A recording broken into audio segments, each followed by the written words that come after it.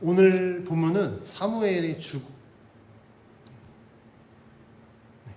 오늘 본문 3절에서 지난주 본문에 이어서 본문의 전개에 있어서 중요한 사실을 언급하고 있습니다.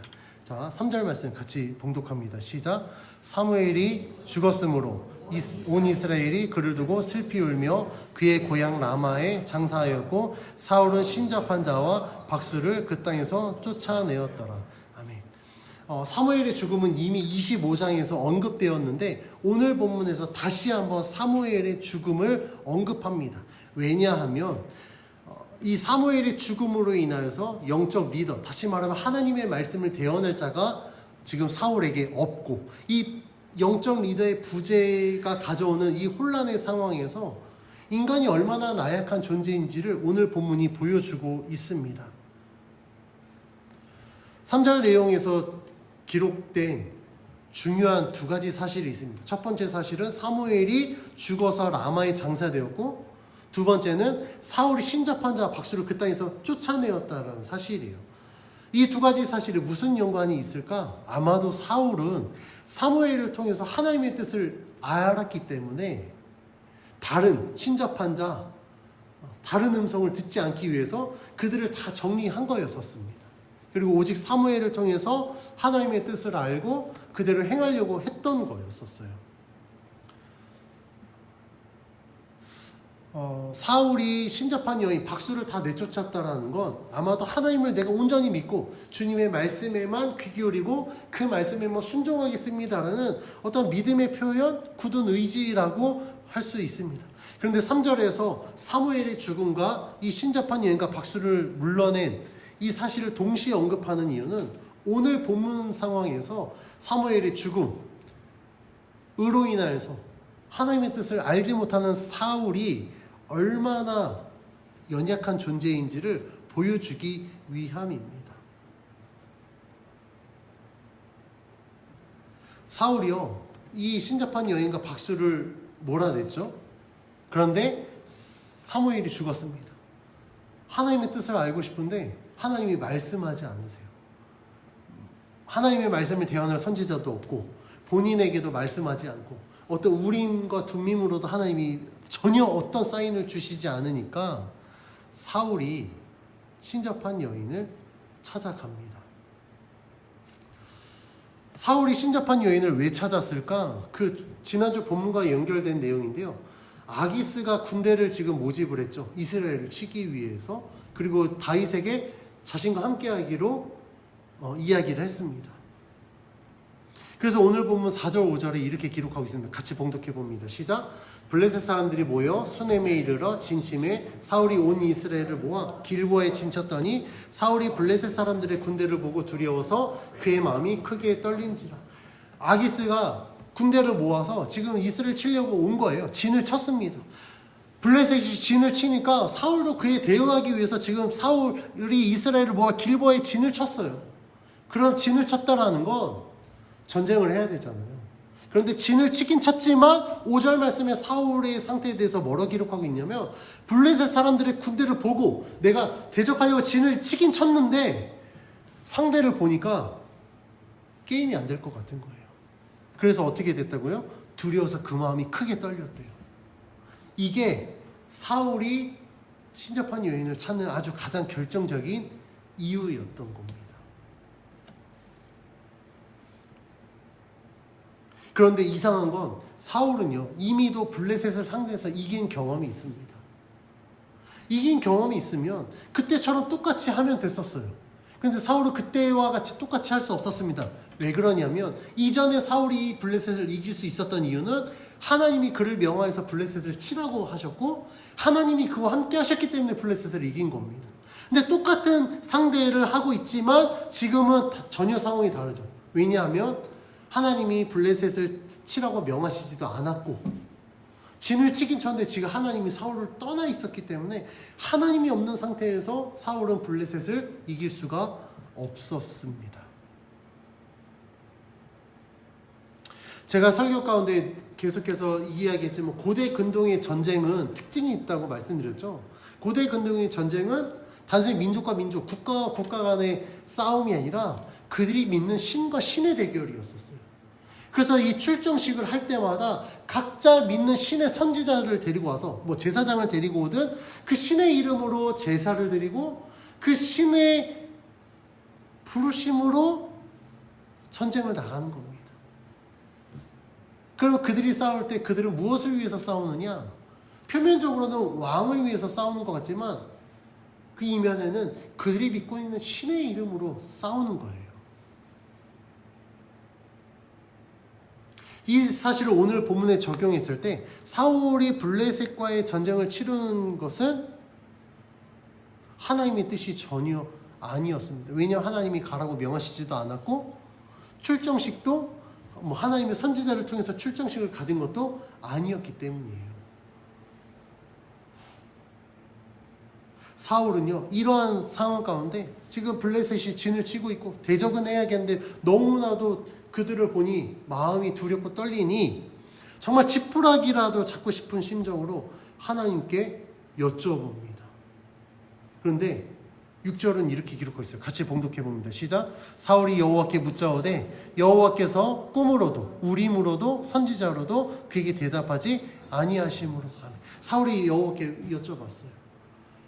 아무런 수단으로도 하나님이 대답하지 않으셨습니다.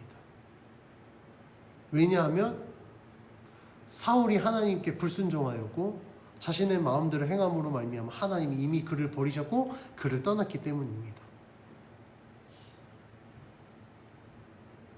사울은 굉장히 답답했을 거예요. 하나님이 말씀하셔야 내가 전쟁을 치를 텐데 하나님이 말씀하지 않고 있으니 하나님의 뜻을 알 수 없어서 블레셋을 보고 두려워하고 있는 상황이었습니다. 그러면 이전에는 이스라엘이 충분히 블레셋을 상대할 수 있어서 이겼을까? 그렇지 않습니다. 왜냐하면 고대 근동은요, 이스라엘은 늘 한 문명이 뒤처졌어요. 예를 들면 블레셋이 철기 시대다. 그러면 이스라엘은 청동기 시대예요. 철기 무기랑 청동기 무기랑 싸우면 게임이 안 됩니다. 그리고 이미 이스라엘 주변의 나라와 민족들은요, 이미 군사력과 물자와 모든 것들이 구비된 나라들이에요. 이스라엘은요, 전쟁 치르는 게 익숙하지 않은 족속입니다. 그럼에도 불구하고 이전에 블레셋을 이겼어요. 왜요? 하나님이 함께 하셨으니까. 근데 지금 바라봤더니 블레셋 군대도 대단하고 무기도 대단하고 그들의 전술도 대단하고 근데 하나님은 없고, 그러니까 사울이 얼마나 두려웠겠습니까? 얼마나 답답했겠습니까? 그래서 사울은 정말 지푸라기라도 잡고 싶은 심정으로 신접한 여인을 찾습니다. 그래서 7절에 이렇게 기록합니다. 7절 같이 봉독합니다. 시작. 사울이 그의 신하들에게 이르되 나를 위하여 신접한 여인을 찾으라. 내가 그리로 가서 그에게 물으리라 하니 그의 신하들이 그에게 이르되 보소서 엔돌에 신접한 여인이 있나이다. 아멘. 사울이요, 신하들에게 명합니다. 그런데 사울이 신하들에게 뭐라고 이야기하냐면 나를 위하여 신접한 여인을 찾으라. 누구를 위해서요? 자기 자신을 위해서요.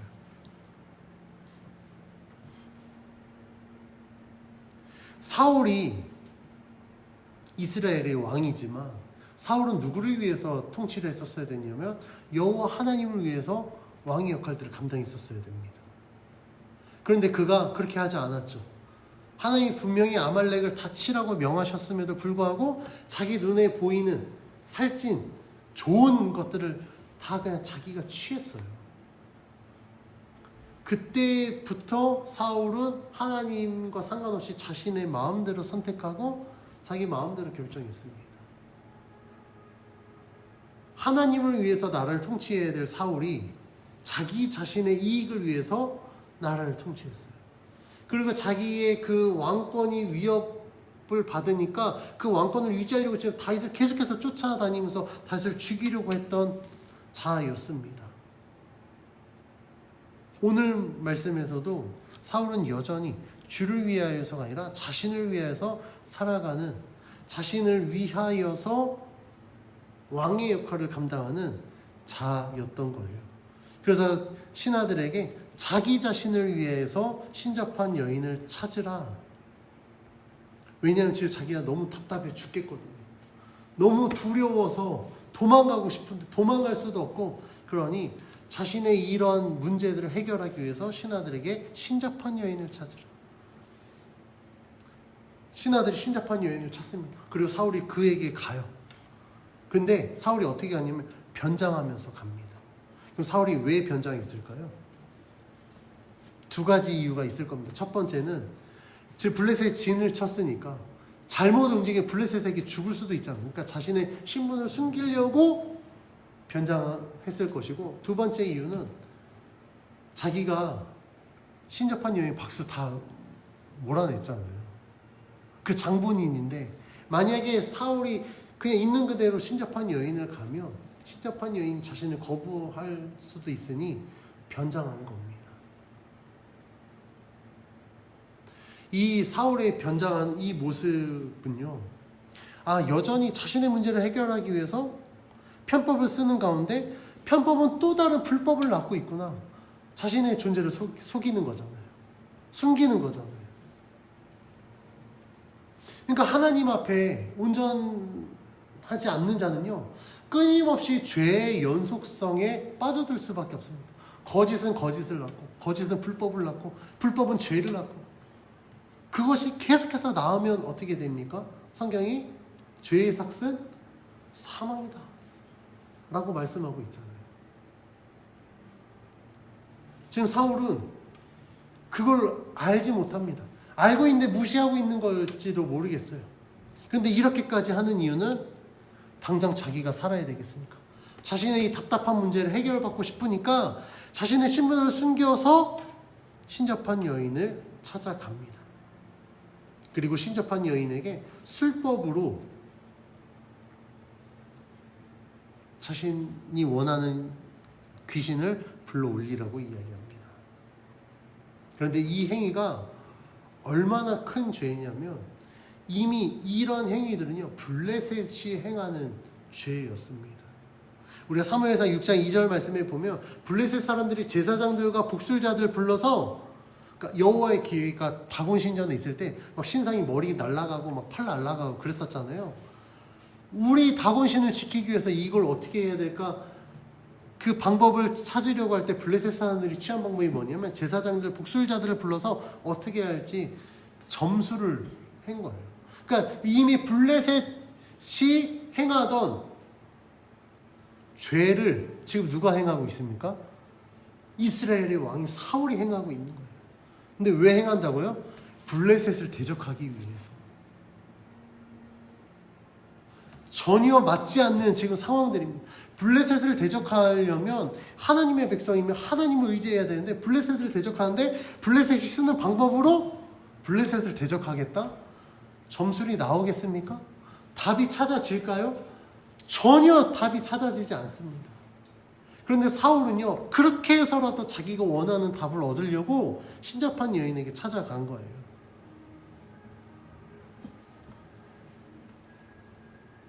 그런데 이런 행위는요, 하나님이 분명히 율법에서 금지시킨 행위입니다.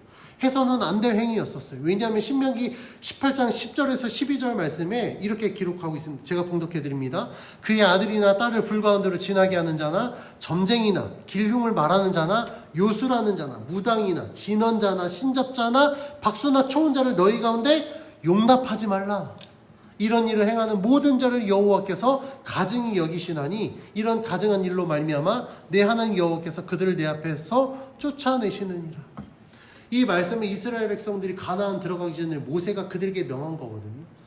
가나안에 들어가면 분명히 그 가나안 족속들이 섬기는 그런 어떤 신, 그들의 그 삶의 문화, 그 종교적인 요소들이 다 있으니까 그런 것들을 취할 것 같아서 분명하게 말씀하셨어요. 하나님이 신접한 자나 박수나 진언자나 초혼자 용납하지 마요. 왜냐하면 이건 여호와께서 가증히 여기시는 일이니까. 이미 율법에 기록되어 있다고요. 이미 하나님께서 이스라엘 백성들에게 금하신 그 일을 지금 이스라엘의 왕인 사울이 하고 있는 겁니다. 왜 하나님이 사울에게 어떤 것도 말씀 안 하는지 알고 아시겠죠? 하나님이 하지 말라는 짓, 싫어하는 짓만 골라서 하고 있습니다. 그러니 하나님이 사울에게 말씀하실 수가 없는 거예요. 사울이 신접한 여인에게 찾아가서 이 모든 무리수를 두고서라도 자신이 원하는 답을 찾기 위해서 신접한 여인에게 요청합니다. 그런데 신접한 여인이 거부해요. 왜 거부하냐면 9절에 이렇게 기록합니다. 같이 읽습니다. 시작. 여인이 그에게 이르되 내가 사울이 행한 일 곧 그가 신접한 자와 박수를 이 땅에서 멸절시켰음을 아나니 내가 어찌하여 내 생명에 올무를 놓아 나를 죽게 하려느냐 하는지라. 지금 변장했기 때문에 사울인지 몰라요. 그러니까 이야기하는 겁니다. 사울이 신접한 자와 박수 이 땅에서 다 멸절시켜서 내가 할 수 없어. 왜 나를 죽이려고 하느냐. 신접한 여인이 진짜 이 행위를 하면 죽을까봐 이렇게 얘기했을까요? 그게 아닙니다. 왜냐하면 신접한 여인은 이전에도 계속해서 그 행위를 해왔어요. 몰래. 그러니까 그 행위를 하고 있으니까 신하들이 그걸 소식을 알고 신접한 여인을 찾아간 거예요. 전혀 안 하다가 갑자기 와서 한 게 아니라 이미 불법을 계속 행해왔던 여인입니다. 지금도 충분히 할 수 있어요. 그런데 사울에게 이렇게 이야기합니다. 성경이 이 부분을 콕 집어서 이야기하는 건 야, 너가 못하게 막았잖아. 네가 금했잖아. 근데 네가 금한 일을 지금 네가 다시 와서 한다고?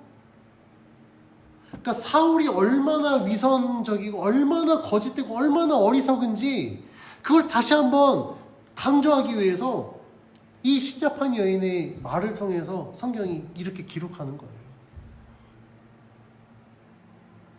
너가 지금 하는 행위, 그거는 생명의 올무를 놓아 죽는 행위야. 근데 그걸 지금 나한테 요청한다고? 지금 신접한 여인에게 요청하고 있다고? 지금 그걸 성경이 이야기하고 있는 겁니다. 그럼에도 불구하고 사울은 자신이 원하는 걸 얻기 위해서 10절 말씀에 여호와의 이름으로 그에게 맹세해요. 아니 지금 신접한 여인에게 귀신 불러오게 하려고 하는 그 상황 가운데 여호와의 이름을 언급한다? 어떻습니까?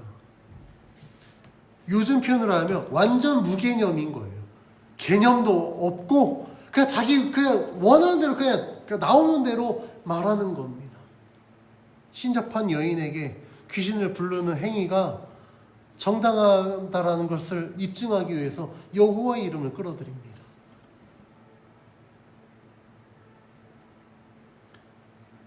여호와의 심지어 뭐라고 말하면 여호와의 살아계심을 두고 맹세해요.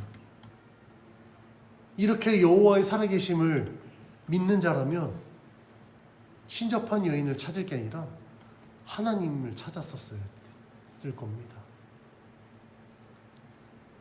근데 사울이요, 습관적으로 그냥 이렇게 말하는 것 같아요. 습관적으로 여호와의 살아계심을 두고 맹세하노니 실제 살아계심을 진짜 믿지도 않으면서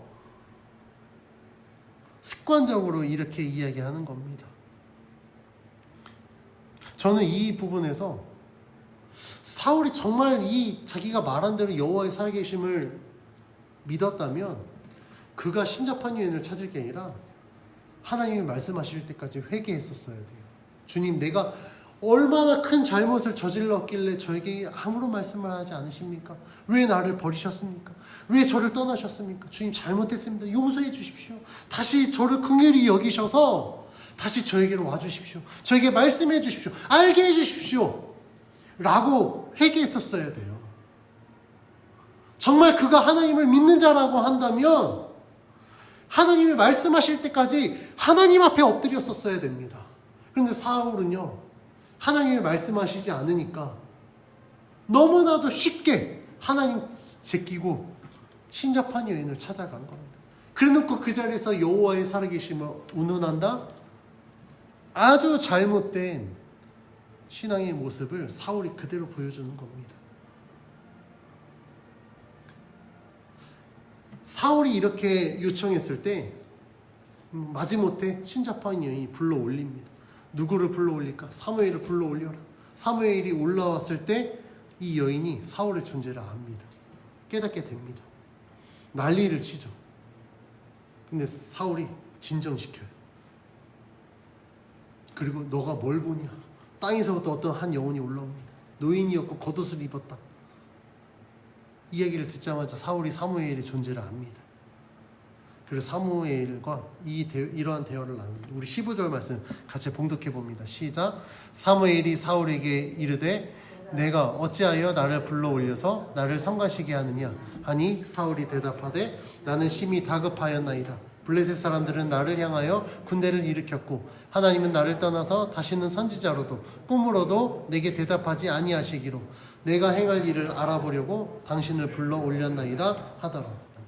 사무엘이 사울에게 왜 불러 올려서 나를 진짜 성가시게 하냐라고 물었을 때 사울이 뭐라고 이야기했냐면 내가 다급해서 오죽 급했으면 내가 당신을 불러 올렸겠느냐 라고 이야기합니다. 그래서 현재 자신의 심경을 이야기해요. 블레셋이 군대를 일으켰고 하나님 나를 떠나서 선지자로 어떤 방법으로도 나에게 대답하지 않으셨기 때문에 내가 어떻게 해야 될지 도저히 몰라서 당신을 불러 일으켰습니다 라고 대답합니다.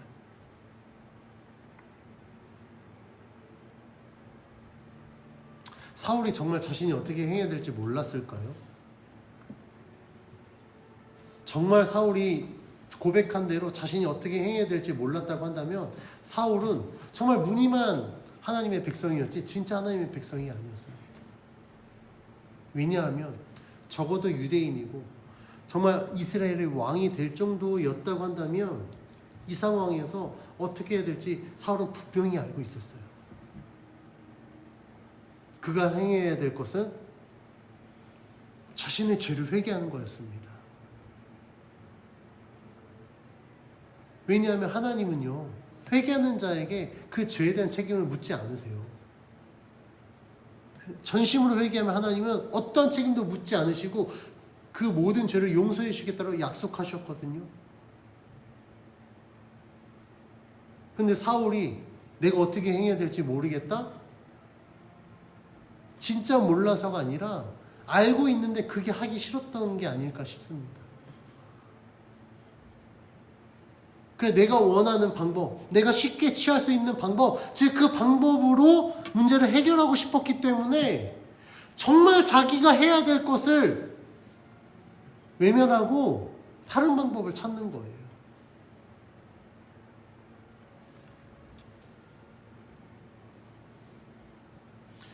그래서 사무엘이 다시 한번 사울에게 이야기합니다. 지금 이 상황이 왜 벌어졌는지에 대해서 이야기해요. 18절 말씀 같이 봉독해 봅니다. 시작. 내가 여호와의 목소리를 순종하지 아니하고 그의 진노를 아말렉에게 쏟지 아니하였으므로 여호와께서 오늘 이 일을 내게 행하셨다. 사무엘이 분명히 찝어줬어요. 지금 사울이 뭘 해야 될지를 분명히 말씀해주고 있습니다. 지금 하나님이 왜 이렇게 하셨다고요? 말씀에 순종 안 했잖아요. 아말렉을 칠 때 다 진멸하라고 했는데 사울이 어떻게 했습니까? 똘똘한 애들 다 취했어요. 왜냐하면 그게 자기 재산이니까. 사무엘이 찾아가서 이 가축들의 음성이 뭡니까? 울음소리가 뭡니까? 라고 했을 때 뭐라고 핑계댔습니까? 내가 여호와께 제사 드리려고 저거 너무나도 좋은 재물인데 아까워서 내가 갖고 왔다. 그때 사무엘이 말씀하지 않았습니까? 순종이 제사보다 낫고 듣는 것이 순양의 기름보다 낫다. 하나님이 거지가 아니잖아요. 하나님이 아무리 아무리 지금 우리로 따지면 정말 투뿔, 쓰리뿔, 한우 정말 최고급 등심과 안심이 가득한 소라고 해도 하나님이 받을 수 없는, 기뻐하지 않는 물질을 하나님께 드리겠다? 그건 뭐와 같냐면요. 하나님이 예를 들면 우리 그럴 날이 올지 모르겠지만 우리 다운발권 교회가 이제 부흥해서 건축을 하게 됐습니다. 근데 땅을 살 돈이 없어요. 성도님들이 그렇게 헌금할 여력이 안 됩니다. 근데 땅 사서 건물은 지어야 돼요. 그런데 성도 중에 하나가 좋은 방법이 있어. 코인 사기를 하면 단시간에 많은 돈을 벌 수 있어. 코인 사기 리딩방을 만들어서 막 사기를 쳐가지고 막 한 200억을 순식간에 벌어왔어. 그걸 내가 교회에 짓는데 헌금하겠다라고 헌금했습니다. 헌금이 될까요? 그 돈으로 땅 사서 교회 지으면 하나님이 기뻐하실까요? 아니요. 전혀 필요 없는 불필요한 행동입니다. 사울이 아말렉에게 했던 아말렉 전쟁에서 한 행동이 이와 같은 거예요. 하나님 앞에 드리겠다고 해놓고 도둑질해서 남의 삥 뜯어서 하나님이 기뻐하지 않는 방법들로 하겠다? 근데 그게 아니었잖아요. 본심은 그게 아니었잖아요. 왜 그 재물을 취했습니까? 자기가 욕심이 나니까, 너무 아까우니까, 죽이기 아까우니까 자기가 다 취했습니다. 그래놓고 한다는 변명이 여호와께 드릴 제물로서 너무나도 아까우니까 드리려고 했다라고 거짓말을 했어요. 사무엘이 오늘 말씀에서 분명히 찝었습니다. 너가 여호와의 목소리를 순종하지 않았고 그의 진노를 아말렉에 쏟지 않았다. 그 아말렉을 진멸하지 않았기 때문에 여호와께서 너를 떠났고 너에게 어떤 것도 말씀하지 않고 지금 블레셋을 일으켜서 너를 치고 있는 거야.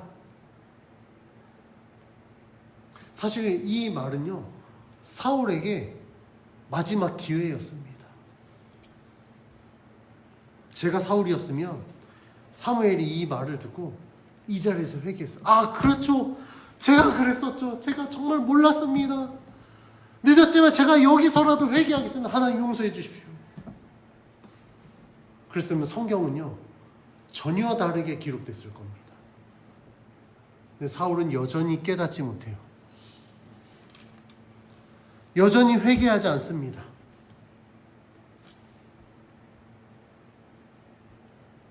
뭐 사울이 고집일 수도 있어요. 그런데 사울의 고집일 수도 있지만 여전히 사울은요, 지금 사탄의 붙들림 바 받은 거예요. 들어도 깨닫지 못하고 듣긴 들었지만 자기가 결단하지 못하고 있습니다. 우리가 신앙생활 할 때 이런 고집 갖고 있는 성도들 굉장히 많아요. 그게 아닌데 자기가 맞다고 그걸 붙들고 그걸 고집합니다. 계속해서 그게 아니라고 이야기하는데 고집해요. 그러면 어떻게 하는지 아세요? 그 고집을 받아주는 교회로 가더라고요. 그러면 그 교회는 왜 그 성도를 받아줬을까? 성도 한 명이 아쉬운 교회들은요, 다 용납해 줍니다. 다 받아줍니다. 잘못된 거 괜찮아요. 우리 교회만 머릿수만 채우면 돼요. 우리 교회에 헌금할 수 있는 사람만 오면 아무런 문제가 없다라고 이야기를 합니다. 그래서 한국 교회가 위기를 맞은 거예요. 목회자들이 아닌 건 아니라고 말했었어야 되는데 아니라고 말하면 우리 교회 떠나니까 그게 무서워서 아닌 걸 아니라고 말 못하는 겁니다. 아닌 걸 바꿔야 성도가 될 수 있는데 끝까지 고집하고 안 바꾸고 내가 원하는 나를 이 내 고집을 용납해 줄 수 있는 대로 갈 거야.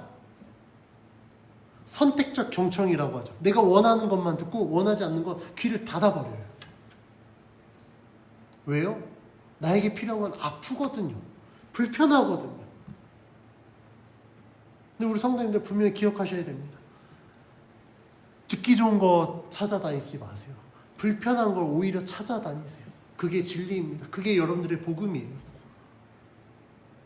왜냐하면 불편하고 어려운 걸 들어야만 나를 바꿀 수 있거든요.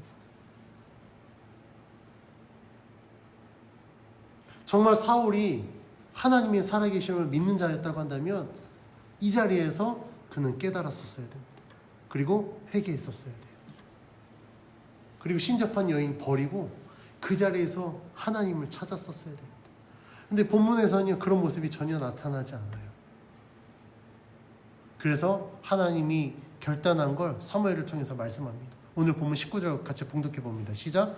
여호와께서 이스라엘을 너와 함께 블레셋 사람들의 손에 넘기시리니 내일 너와 내 아들들이 나와 함께 있으리라. 여호와께서 또 이스라엘 군대를 블레셋 사람들의 손에 넘기시리라 하는지라.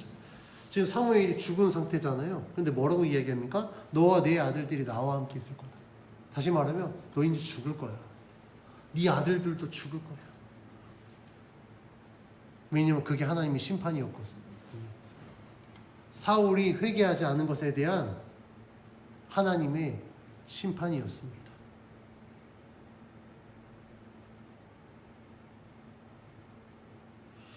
그러면 사울이었기 때문에 이랬을까요? 그렇지 않습니다. 성경은 우리 인간의 모든 모습들을 다 기록하고 있거든요. 사울이어서가 아니라 우리 모두도 이런 모습으로 살아갈 수 있다는 걸 성경이 사울을 통해서 우리에게 말씀하고 있는 거예요.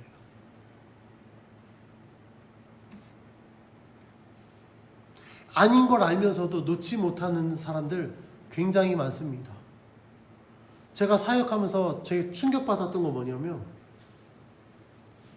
하나님 나라 정말 주님 오실 날을 기대합니까? 라고 했을 때 제가 물어본 성도들 중에 정말 거짓말 1도 안 보태고 90% 이상이 주님 오시기를 꺼려해요. 왜 그런지 아세요? 첫 번째, 아직 내가 주님을 맞이할 준비가 안 됐어요. 그러니까 회개하고 빨리 바뀌면 되는데 아직 회개하지 못한, 회개하고 싶지 않은 죄가 있는 거예요. 그 두 번째는 주님 오시기에는 이 세상에서 누려야 될 게, 누리고 싶은 게 너무 많은 겁니다. 내가 이거 좀 더 많이 누릴 때까지, 정말 내가 질릴 만큼 누리면 그때 오세요라고 준비하더라고요. 이런 마음을 가지면서 교회를 다녀요. 그래놓고 자기 구원받았대요.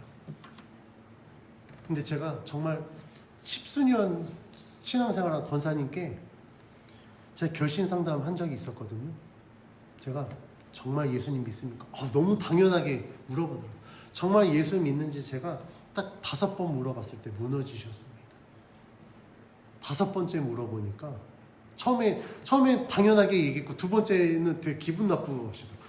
내가 지금 40년을 예수 믿고 내 이 교회 권사인데 감히 나한테 예수 믿고 구원의 확신이 있냐고 물어봐? 세 번째는 의아해요. 있다고 했는데 왜 물어보지? 네 번째 두려워하시더라고요. 5번째 물어보니까 정말 솔직하게 대답하시더라고요.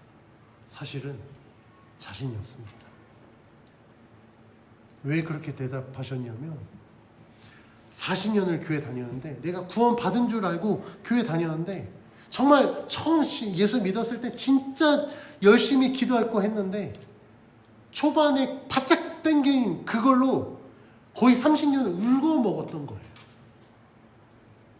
그러니까 그때 만나 하나님으로 30년을 버티었는데, 뚜껑을 열어보니 아주 밑바닥이 드러나고 긁고 긁어서 아주 해질 정도로 바닥이 난 상태인데, 자기는 어마어마한 신앙인으로 살아가고 있다고 착각했던 겁니다. 이 문제가 왜 발생했다고요?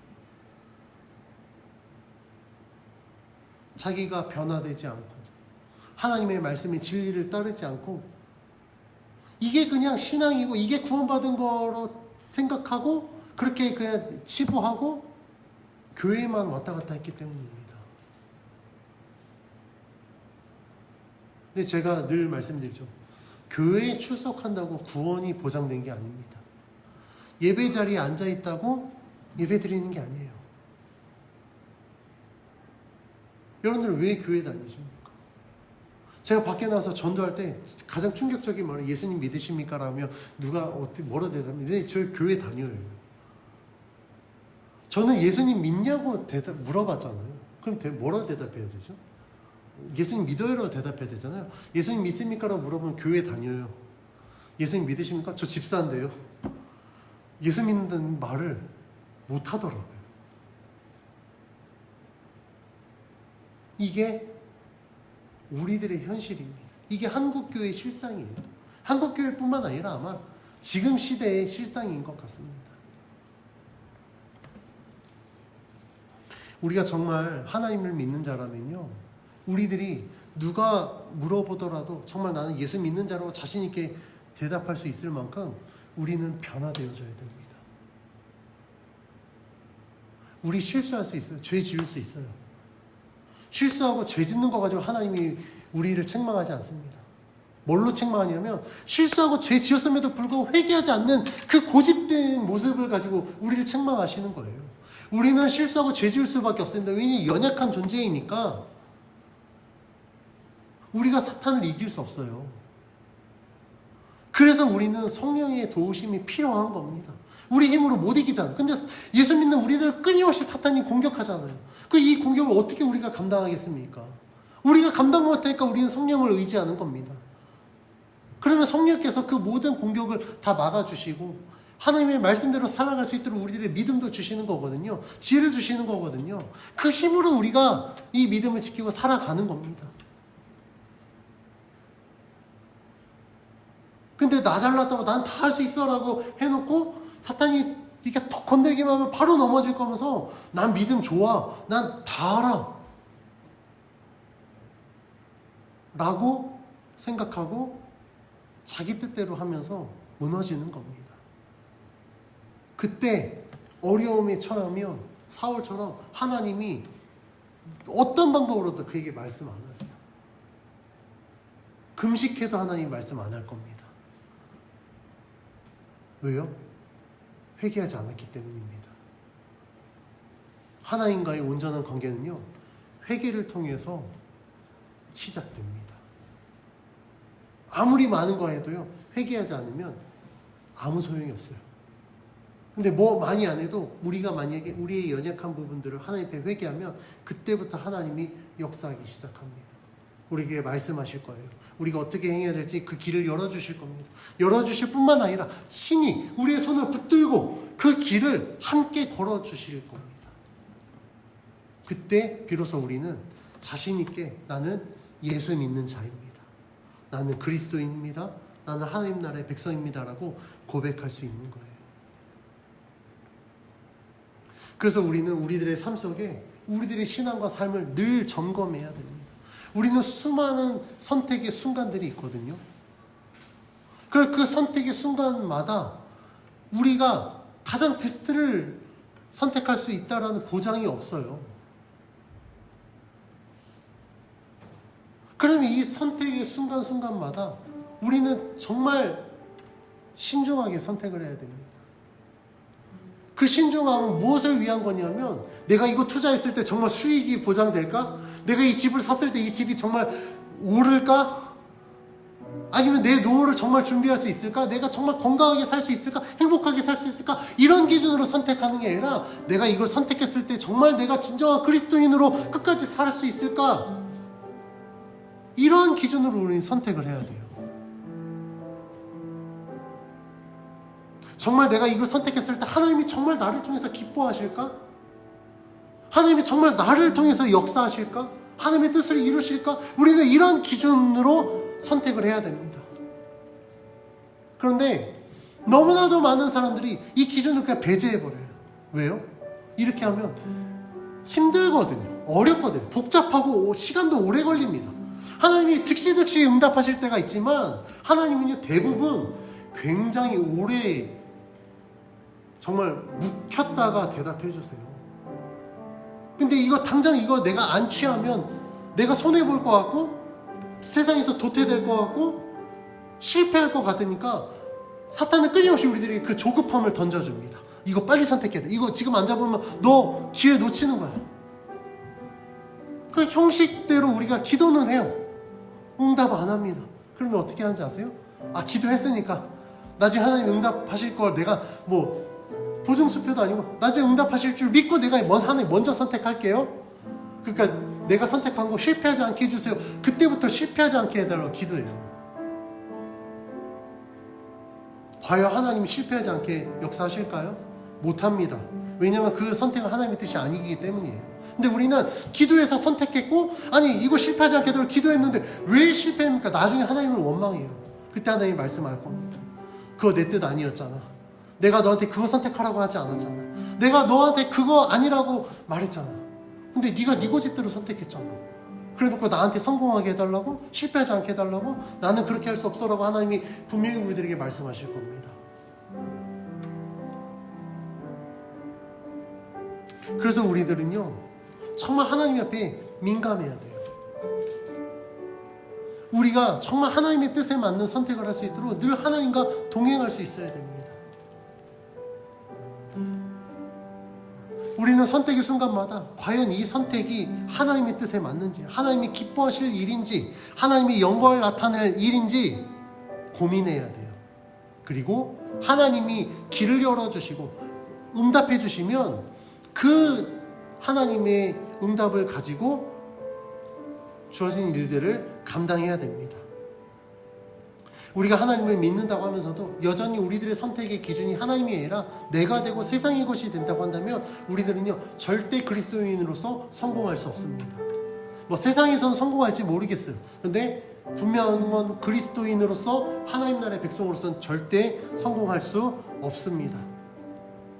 왜냐하면 하나님이 빠졌기 때문이에요. 그러면 우리가 어떻게 하나님의 기준으로 선택할 수 있을까? 우리가 영적으로 깨어 있어야 됩니다.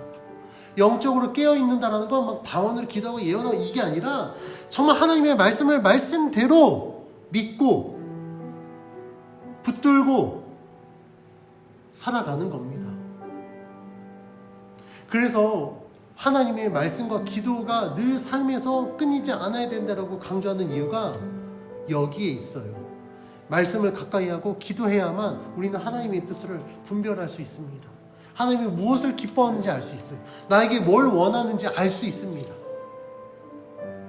그렇게 하나님이 나에게 깨닫게 하시고 길을 열어주시고 인도해 주실 때 우리는 믿음으로 순종하게 되면 그러한 삶이 진짜 하나님의 뜻을 이루는 삶입니다. 진짜 그리스도인의 삶이고 정말 하나님 나라의 백성의 삶이 될 수 있습니다. 저는 우리 모두가 이런 삶을 위해서 영적으로 깨어 있기를 주의 이름으로 축원합니다. 근데 이게 쉽지 않아요. 여러분들이 시간 내서 말씀 묵상하고 기도하는 거 정말 쉽지 않습니다. 제가 알아요. 왜냐하면 제가 주중에 일하잖아요. 제가 일을 하기 때문에 정말 시간 제가 조금만 잘못 쓰면 그 일이 몸이 피곤하면 말씀 묵상이고 기도고 뭐고 내가 쉬는 게 우선이지 그게 안 되더라고요. 그런데 그렇게 하루 이틀 제가 만약에 말씀 묵상이나 기도를 놔버리면 다시 그거 붙잡는 게 목회자인 저도 힘듭니다. 근데 우리 성도님들 얼마나 힘드시겠어요? 얼마나 어렵겠어요? 그래서 제가 우리 성도님들이 정말 주중에 일하면서 말씀 묵상하고 기도 붙들고 있는 거 어려운 거 제가 알아요. 왜냐면 저는 매일매일 그렇게 느끼고 있으니까. 근데 제가 해내고 있기 때문에 여러분들에게 권면합니다. 그 시간은요 남아서 하는 게 아니라 구별해서 해야 됩니다. 저도 딱 그 시간을 구별해서 합니다. 그렇지 않으면요 시간이 일단 첫째 남지 않습니다. 몸에 여력이 남지 않아요. 그리고 앉아서 잠깐만 볼까? 유튜브 쇼츠 보면요 한두 시간 금방 지나갑니다. 그럼 또 내일을 위해서 또 자야 돼요. 그래서 제가 믿음으로 권면합니다. 시간을 구별해서 정말 하나님의 말씀과 기도에 힘쓰십시오. 그래야만 하나님의 뜻을 분별할 수 있고 분별해야만 하나님의 뜻을 이룰 수 있는 삶을 살아갈 수 있습니다. 그럼 믿음의 성도가 되어지길 주의 이름으로 축원합니다.